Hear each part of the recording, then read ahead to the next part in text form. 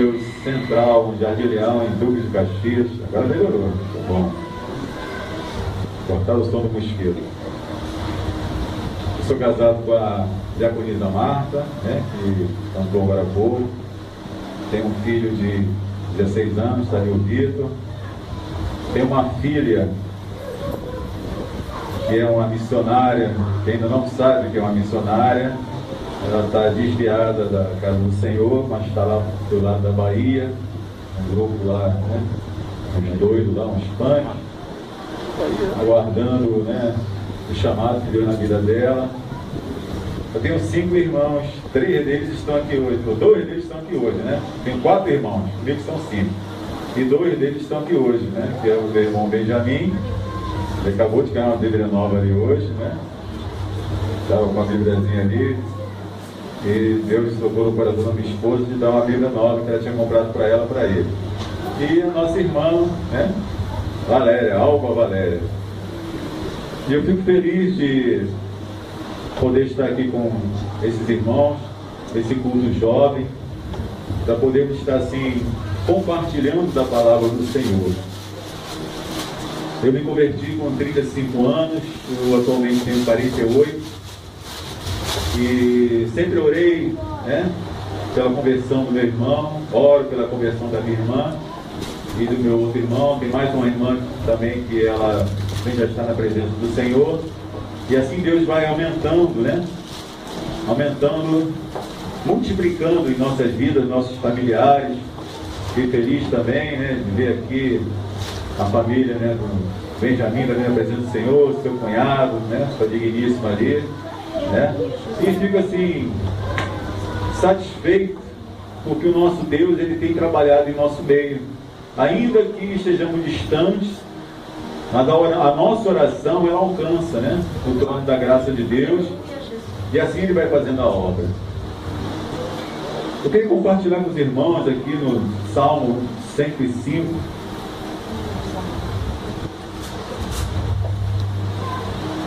versículo 17. É um personagem bem conhecido da igreja, né? Aqueles que estudam a Bíblia. Fala sobre um jovem chamado José. Salmo 105, 17 até o 19. Diz assim a palavra do Senhor: adiante deles enviou um homem, José, vendido como escravo, cujos pés apertaram com grilhões, e a quem puseram em ferros, até cumprir-se a profecia a respeito dele, e tê-lo provado a palavra do Senhor. José foi um jovem, assim bem dizendo, para todos nós que somos jovens, né? Sou um jovem de 48, Caleb estava com 80, falou que, né, ele ainda tinha a força no vigor da juventude. Eu estou com 48, mas estou cheio de dor na coluna, né? Então eu não posso dizer como Caleb, mas a palavra do Senhor diz que, né, ainda que o homem exterior se corrompa, né, o interior ele se renova. E eu vi essa renovação de Deus, ainda que o meu joelho doa, a coluna, né, dói aqui, dói ali, a lombar, mas ainda assim o homem interior ele vai se renovando. E José ele era um homem que ele era símbolo daquilo que ele acreditava.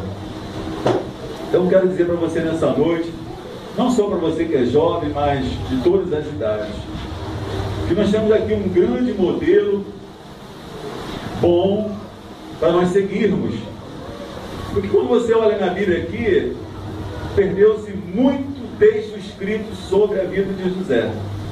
Então, se nós precisamos considerar, se a Bíblia ela pega muito tempo sobre a vida de uma pessoa, é porque a coisa é boa, que tem algo bom para nós.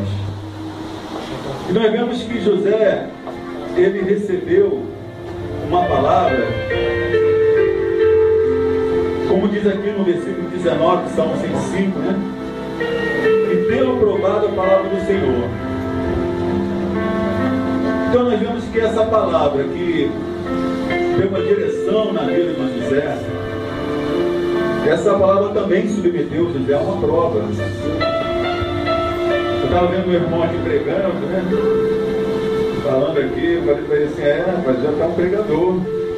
Primeira vez que eu tive oportunidade na igreja, eu tremia que nem uma vara verde. Eu demorei muito até para pregar. Mas a prova de Deus, né?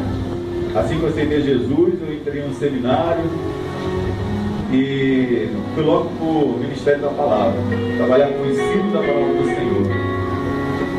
E louvo a Deus porque até hoje continuo na presença de Deus, meus pés não se desviaram. Nunca pensei em nenhum momento largar Jesus. Eu sempre digo que eu não aceitei igreja, eu não aceitei pastor, eu aceitei Jesus. Ainda que o homem venha me decepcionar, nós precisamos ter essa certeza, essa firmeza que o nosso Jesus, ele não nos decepciona. E José, ele teve uma palavra. Essa palavra todos nós conhecemos, uma promessa dada de forma de um sonho. Tem um jovem que cantou, acho que foi ele, falando sobre isso, né? Que os sonhos de Deus, né? Eles vão se cumprir. E José, ele teve uma promessa através de um sonho. É bem conhecido. Eu vou cortar bastante aqui a pregação, né? Senão a gente vai entrar aqui 10 horas da noite. Mas José teve um sonho, que nesse sonho ele via os seus irmãos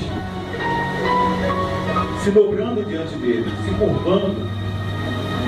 E ele foi mais além ainda, né? Ele teve um outro sonho em que não só os seus irmãos, mas também seu pai e sua mãe se curvavam, né? Diante dele. E nós vemos que esse sonho que José teve, como eu falei aqui antes, ao mesmo tempo que ele deu uma direção profética na vida de José, ele também trouxe uma prova para a vida de José. José, ele era o que nós dizemos hoje, né, o caçulinha, né? Ele era o queridinho do papai. Jacó foi lá, fez uma túnica para ele, uma vestimenta bonita, colocou uma roupa muito boa, né, no filho caçula. E seus irmãos tinham ciúme dele. Tinha ciúme porque ele era tratado de forma diferente. Mas nós vemos que José, ele foi... A diaconisa aí, tá vendo? Amém, amém. Nós vemos que José, ele não foi perseguido pelos seus irmãos pura e justamente por ser o queridinho do papai. Ele não foi perseguido e vendido como escravo, não somente por ser seu caçulinha, seu filho daquele que Jacó tanto amava, a mulher que Jacó mais amava, mas foi perseguido, ele foi vendido como escravo por causa de um sonho. Um sonho que nós vemos que foi dado por Deus, não um sonho comum, mas foi uma palavra profética de Deus na vida dele. Alguém que ele seria, alguém que ele se tornaria. E muitos de nós hoje, nós não pensamos como José. Porque é uma coisa linda você ver alguém perseguindo seu sonho, olhando para a sua vida, para a sua chamada e colocando o seu destino, colocando sua família, colocando seus bens, seus negócios, sua fé naquilo que Deus direcionou. José era um jovem como qualquer um de vocês, ou como nós já passamos por essa idade. Eu creio que ele tinha sonhos, ele tinha planos, havia muita coisa que ele tinha planejado em viver, em fazer, mas aos seus 17 anos ele foi arrancado da sua família, arrancado do meio que ele vivia, e foi vendido como escravo. para o Egito. Então nós pensamos, né, que é algo difícil, né? Você está vivendo tão bem, vivendo uma vida honesta, não estava fazendo nada de errado, mas de repente ele é arrancado do lugar que ele está. Isso porque Deus deu um sonho para ele.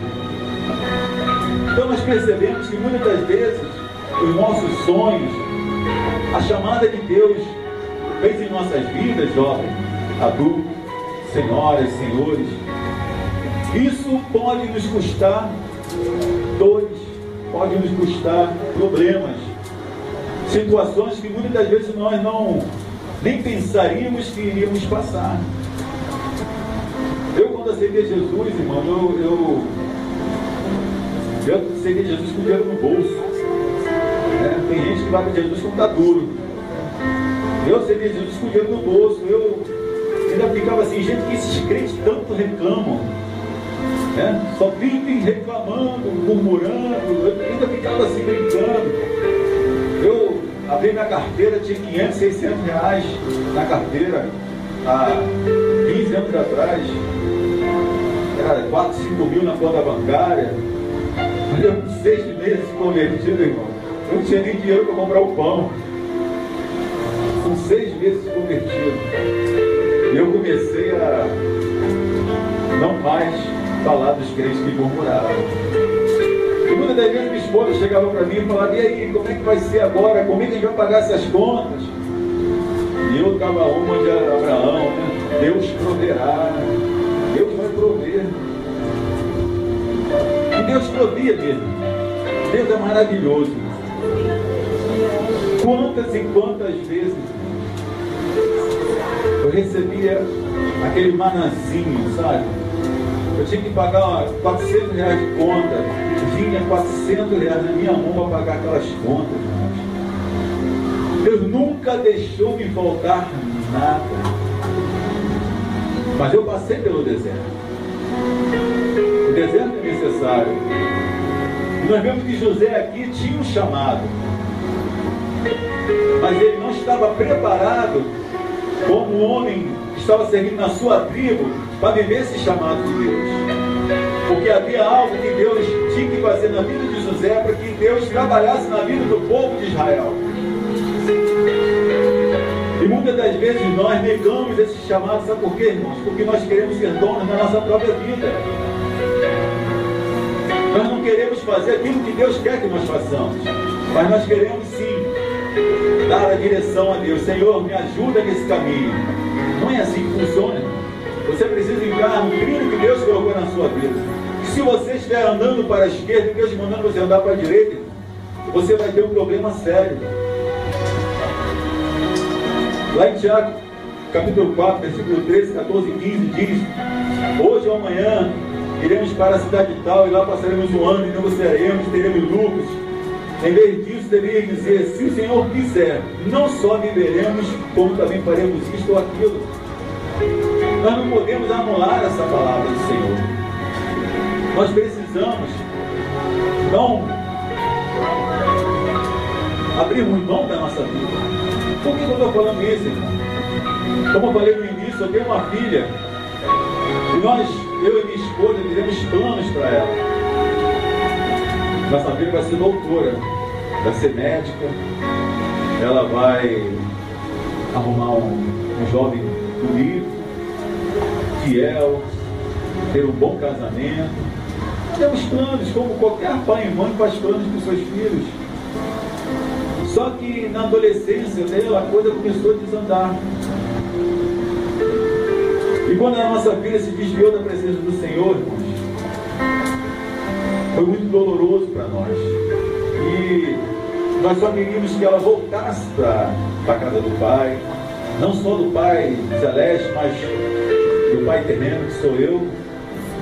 Mas foi assim como arrancasse um pedaço do meu coração. E eu pensava, cada dia mais, os meses se passaram, os anos foram se passando, irmão, e cada dia a coisa piorou, não melhorou. E Deus falando conosco, Deus usando o seu servo para falar comigo, para falar com a minha esposa. para nós termos paciência, aguardarmos o Senhor. Só que a coisa, irmão, nunca melhorou. A coisa só foi piorando, piorando, piorando. E hoje eu creio que eu acho que não tem mais para onde ir, não tem mais buraco para se enfiar. Se existe um fundo no poço, irmão, ela está lá. Mas isso começou a mudar algo em nosso coração. Eu como pai, minha esposa como mãe. A nossa visão para a nossa vida mudou. Hoje, como eu falei no início, nós temos uma filha missionária. Hoje eu não quero mais que ela seja doutora, irmão.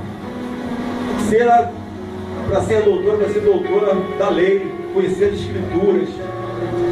Hoje eu entendo que ela tem um chamado. Esse chamado é para ganhar almas para Jesus.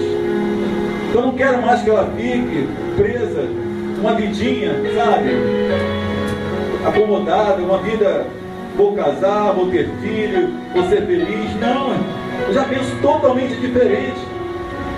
Hoje eu penso que minha filha vai ganhar o Brasil. Os dois que andam com ela lá, eles vão se converter. Porque eles vão ver a obra que Deus vai fazer na vida dela. Então, meu pensamento mudou. José, ele não tinha ideia do que Deus tinha na vida dele. Era um jovem. Ele foi vendido para o Egito, vendido como escravo. Talvez ele tivesse todos os motivos, irmão, para ser rebelde. Pensa em você, né? Novo, ser tirado da casa do teu pai, não porque você quis sair, mas que alguém te arrancou. José é levado para a casa de Potifar, e ali ele começa a estruturar a sua vida como escravo, começa a trabalhar. Ele não esquece o seu sonho. O sonho que Deus tinha dado para ele nunca saiu do coração dele, porque na casa de Potifar ele se torna um líder, se torna chefe dos escravos. Então a ideia, a obstinação dele com governança, porque Deus tinha dado uma visão para ele, que ele iria governar alguma coisa. Então ele não perdeu a fé, nem o trilho que Deus colocou nele, irmão. José parou na casa de Potifar, ele se tornou líder. E de repente, como todos os irmãos conhecem, a esposa lá, a mulher de Potifar, se oferece para José. José, não querendo pecar contra Deus, ele sai fora daquela história. Nós bem conhecemos a consequência disso. Ele é preso injustamente. Injustamente José é preso. E José, quando vai para a cadeia, irmão, ele se torna também um líder na cadeia. É entregue na mão dele, né? Todos os presos, todos os cuidados sobre os presos. José ali de repente se encontra com um copeiro, alguém que estava ali preso por ter feito alguma coisa errada diante do rei. E José pergunta para ele, né? Eu vi que teu semblante está triste, está abatido. Então o copeiro explica, né, a sua história. Quer dizer, mesmo na cadeia, José está ali preocupado com pessoas. José está ali vivendo o sonho que Deus deu para ele. E ele pega aquele sonho do copeiro, que era uma pessoa, para resumir a história, era uma pessoa responsável até por provar a comida do rei. Então ele pega um sonho que o copeiro teve e fala: olha, ainda amanhã você estará diante do rei, servindo ao rei. Mas ele pede uma coisa para o copeiro: lembra de mim. E o que acontece? O copeiro se esquece de José. Então nós vemos que José, ele foi traído, José foi injustamente, né? Injustamente preso, e José agora é esquecido também. Então você percebe que para um homem que quer viver na presença de Deus, é difícil, irmão. É difícil. Eu sou traído, eu sou injustamente, né, uma situação que não foi eu que fiz, mas eu fui colocado injustamente na cadeia, e de repente agora eu sou esquecido. E José passa mais um tempo ainda preso. Então nós percebemos, irmãos, que a vida de José, ela não foi fácil. Alguém que teve a direção de Deus, alguém que precisava saber aonde ele iria chegar, mas ele não sabia. Mas a história de José é linda, porque assim como nós, como eu e você, um dia Deus falou algo com você. Você é jovem, você é adulto. Talvez Deus não tenha lhe dado um sonho, mas Deus, através de uma palavra, através de uma revelação profética na sua vida, Deus ele deu um trilho para você. Ele te mostrou uma direção. E existe, né, um tempo, irmão. O tempo em que Deus promete e o tempo em que Deus cumpre. E esse período entre a promessa de Deus e o cumprimento da promessa de Deus é o período, é o tempo que você tem para se preparar. É o tempo que Deus está falando para você: olha, você precisa andar na minha presença. E tem muita gente aí, irmão, que tem um louvor, né, que diz que quem tem promessa de Deus não morre não. Irmão, preste atenção. Muitos morreram na Bíblia com promessa de Deus. Josias havia sido feita uma promessa para o rei Josias, que ele profetiza Ruda, se não me engano, Hilda.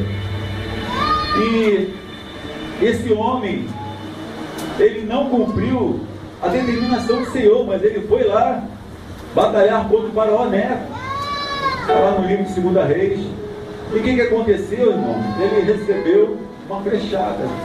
E havia sido profetizado na vida dele que ele morreria em paz. Então tome muito cuidado com essa história, que quem tem promessa de Deus não morre não. Morre sim, irmãos. Morre se você não andar no trilho da promessa de Deus para a sua vida. Então esse período entre o que Deus prometeu ao que Deus vai fazer na sua vida é o período que você precisa se preparar. Assim que eu me converti, Deus falou para mim: olha, eu tenho o ministério da palavra contigo. Eu não entendi nada. Eu falei assim: eu não quero ser pastor, nada disso não. Entendeu?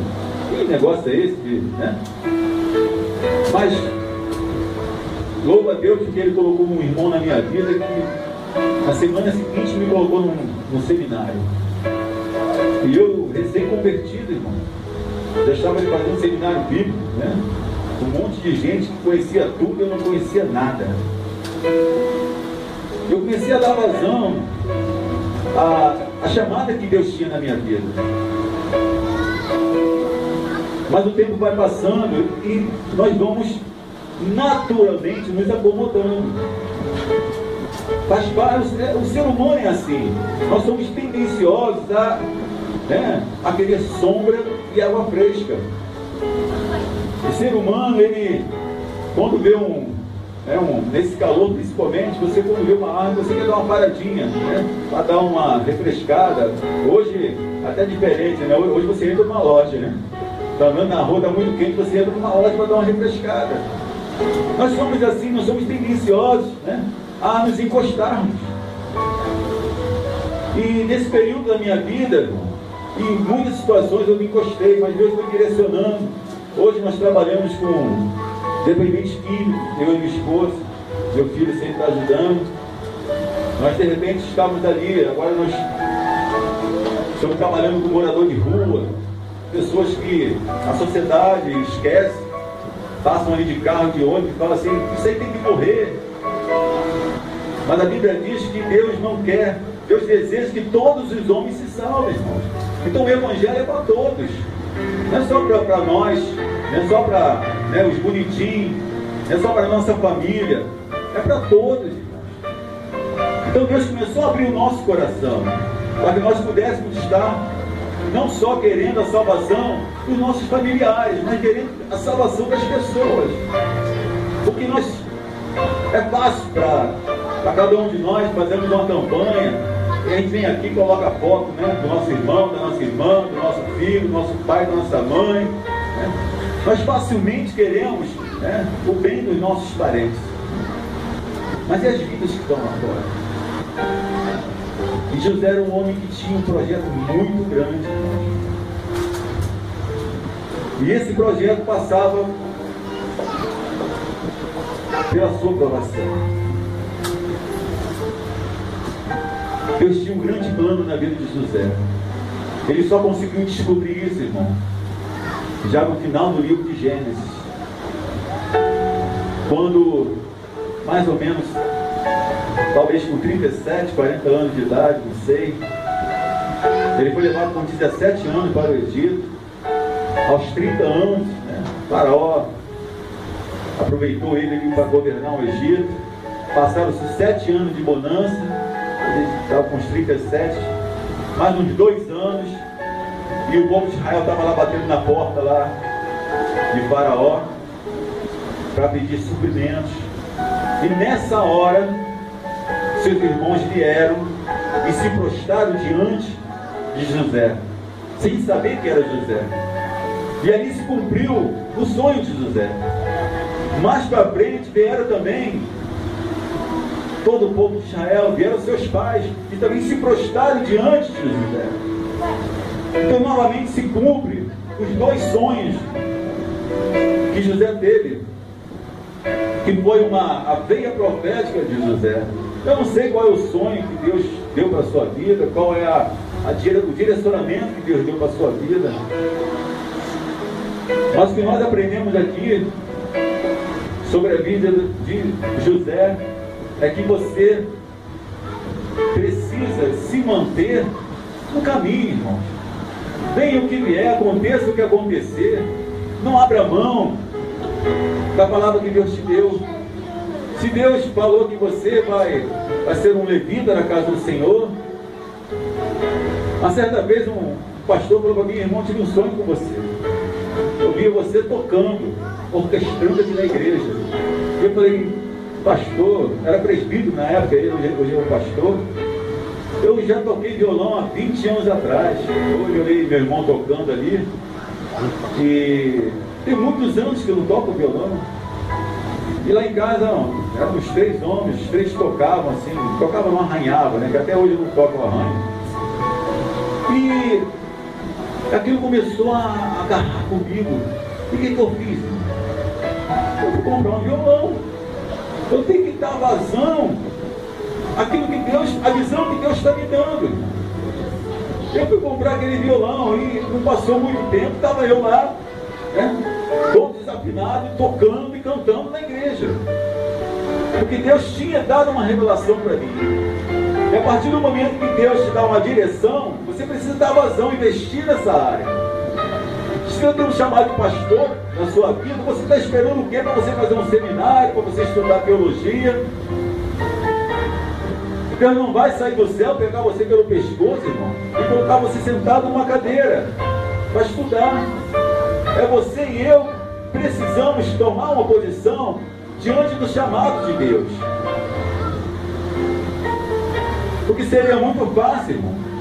Porque se não der certo, você vai logo jogar a culpa em Deus. E muita gente está saindo da igreja, está se afastando do Evangelho por conta disso. Porque a sua vida não está dando certo. Mas por que não está dando certo, irmão? Porque ele não está escolhendo, não está fazendo como José, tomando o trilho de Deus, mas está tomando os seus próprios rumos, fazendo o que bem lhe aprouve. Eu aprendi uma coisa muito séria mesmo, que nós, quando confessamos ao Senhor Jesus, nós tornamos de dono. Antes éramos escravos de Satanás, agora nós somos escravos, só que nós somos escravos da orelha furada. Uma história que tem no Antigo Testamento, E quando o escravo ele tinha um patrão tão bom, tão bom, tão bom, e queria continuar servindo aquele patrão, mesmo na época em que ele recebia a sua alforria lá, a sua carta de liberação, a orelha dele era furada.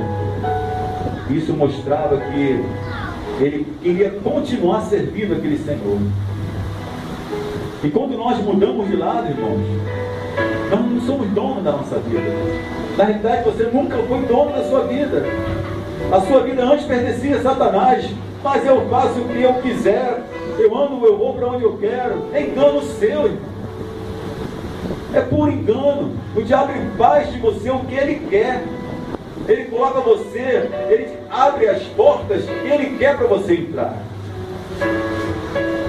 E quando nós conhecemos a Deus, nós temos uma coisa chamada livre-arbítrio. E Deus é lindo e maravilhoso por causa disso. Mesmo sabendo que eu e você precisamos reconhecer a soberania de Deus e o servir pelo que Ele é, Ele ainda dá ao homem, dá à mulher o direito chamado livre-arbítrio. Nós temos direito de fazer escolhas. E você veio aqui hoje, nessa noite, eu vim bem longe, né? Benjamin falou para mim assim, poxa, é logo ali, acho que meu irmão tem que ser mineiro, né? Tem que ser mineiro. Rapaz, nós saímos de casa às 5h30 da tarde, cheguei aqui 7h, né? Que ainda fui pegar a nossa irmã. Mas eu sei que eu não vim para cá, irmãos, à toa. Eu não vim lá de Caxias para cá somente para subir aqui e pregar comigo. Não vim aqui para isso, irmão. Eu creio que Deus mandou aqui para falar o teu coração. Porque nós somos tendenciosos, como eu falei, assim como José. Nós podemos ser traídos, nós podemos ser tentados, como fez com a mulher de Potifar. Nós podemos ser injustiçados. E as pessoas podem até se esquecer de nós. Mas Deus nunca se esqueceu de nós. Ele colocou um homem, como eu li ali no começo, em Salmo 105. Ele colocou um homem lá no Egito, para que pudesse ter provisionamento para aquele povo. Mas José pagou um preço. José sofreu por conta disso. E a nossa vida não vai ser diferente. Nós sofrimos na mão do diabo aí. E hoje nós estamos na presença de Deus. Qualquer agulhadazinha, qualquer apertãozinho que Deus dá, irmão, nós choramos, nós gememos. Nós esquecemos que Deus, para Paulo falou isso, né? Que ele funcionava, né? Olha, a base dos aguilhões. Tinha hora que Paulo tinha que ser cutucado por Deus, irmão. E a nossa vida, a presença de Deus, nós precisamos compreender. Ou nós andamos, nós caminhamos no trilho de Deus, na promessa de Deus, ou nós vamos sofrer. Nós vamos resistir à vontade do Senhor. Então não resista. Se Deus te chamou para você louvar, você louve. Se Deus te chamou para você pregar, você pregue. Se Deus está te chamando para você evangelizar, vai evangelizar. Eu gostaria de pedir para que você ficasse de pé.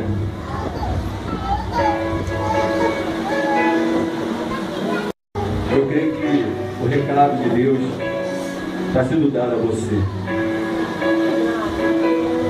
E nessas situações, eu não sei se você foi traído, eu não sei se você já foi tentado, eu não sei se você está sendo injustiçado, ou se as pessoas estão esquecendo de você. Mas eu tenho certeza, irmãos, que tem muitas pessoas aqui que estão passando por isso.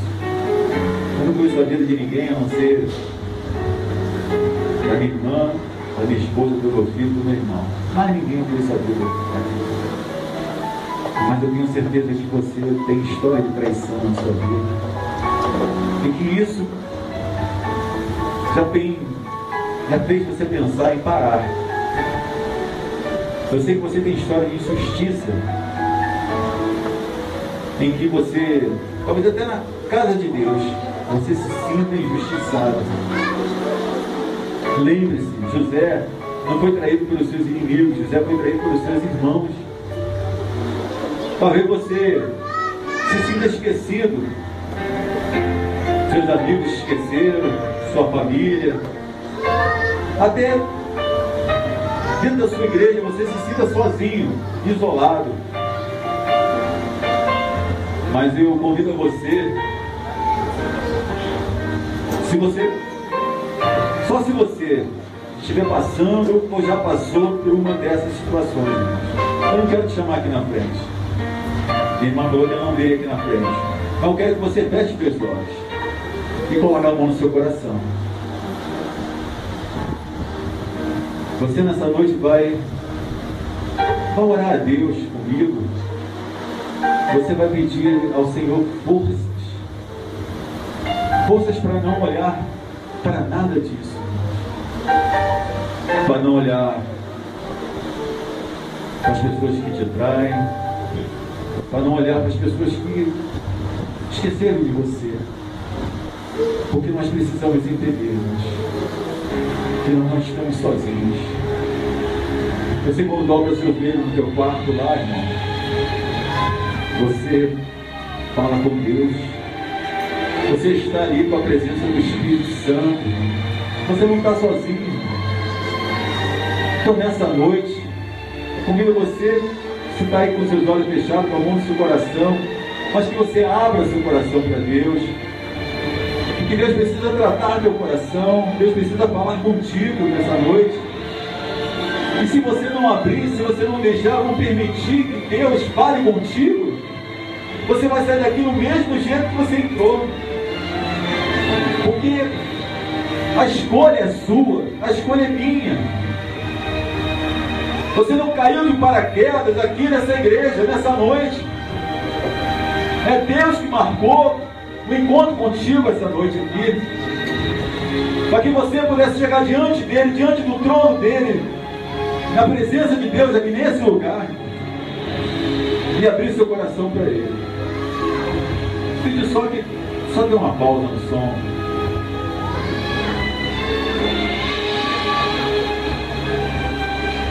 Vamos orar em nome de Jesus. Leve sua voz comigo. Continue com a mão no coração, os olhos fechados.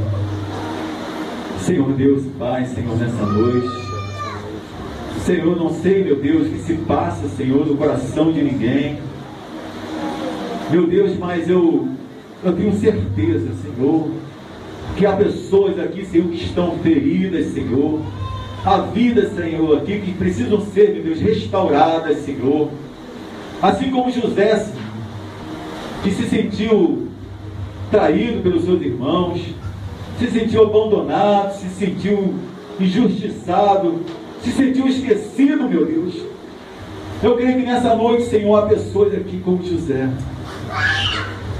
mas que com o exemplo de José não vão, Senhor, olhar para os seus problemas, não vão olhar para a sua dificuldade, não vão olhar para as pessoas que estão de alguma maneira tentando, Senhor, fazer parar esse servo e essa serva, Senhor, e tirar da tua presença, Deus.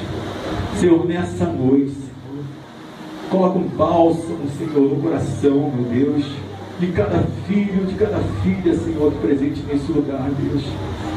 Eu te peço também sobre a minha vida, Senhor, porque eu preciso, meu Deus, tomar esse...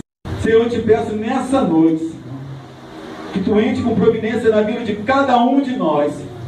Que nós venhamos sair hoje, Senhor, por essas portas, com esperança, e olhar para o nosso futuro, e olhar para o dia de amanhã, não vendo, Senhor, meu Deus, como um dia de prova, um dia de luta,